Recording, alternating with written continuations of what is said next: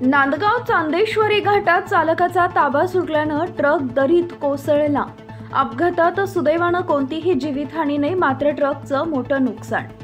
नाशिक जिल्ह्याच्या नांदगाव तालुक्यातील कासारी जवळ कासारी ते बोरठाण रोडवर असलेल्या चांदेश्वरी घाट उतरताना कन्नड सहकारी साखर कारखाना येथून ट्रक नंबर MH4/GF 3494 ही गाडी 15 टन ऊसाचा भुसा घेऊन धुळे जिल्ह्यातील नेर इथं जात असताना दिनांक 2 डिसेंबर 2024 रोजी पहाटे 3 वाजेच्या दरम्यान अवघड वळणाहून जात असताना चालकाचा गाडीवरील ताबा सुटल्यानं वळणावरील रस्त्याच्या कडेला असलेल्या संरक्षक भिंतीला धडक दिल्यानं भिंत तोडून सुमारे 50 ते 60 फूट खोल दरीमध्ये कोसळल्यानं गाडीचं मोठ्या प्रमाणात नुकसान झालंय।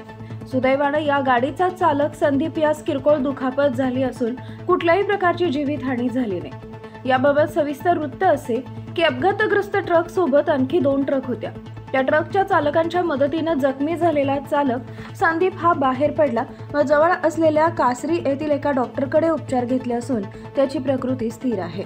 कन्नड ते चाळीसगाव रस्त्यावर असलेला औटराम घाट अवजड वाहतुकीसाठी बंद करण्यात आल्यानं बहुतांशी अवजड वाहने बोरठाण जातेगाव मार्गे चांदेश्वरी घाटातून छत्रपती संभाजीनगर नांदगाव या रस्त्यावर असलेल्या कासरी येथून चाळीसगावकडे जातात।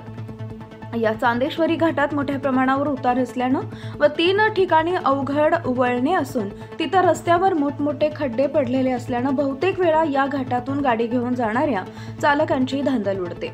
अपघात झालेल्या गाडीच्या चालकाकडून देखील खड्डे चुकवण्याच्या नादात गाडी अपघातग्रस्त ठिकाणं गेलेली असावी अशी शक्यता नाकारता येत नाही, असे येणारे जाणारे वाहन चालकांमध्ये चर्चा सुरू होती। याबाबत ट्रक चालक संदीप यांच्याकडे चौकशी केली असता त्यानं माहिती देण्यास नकार दिला।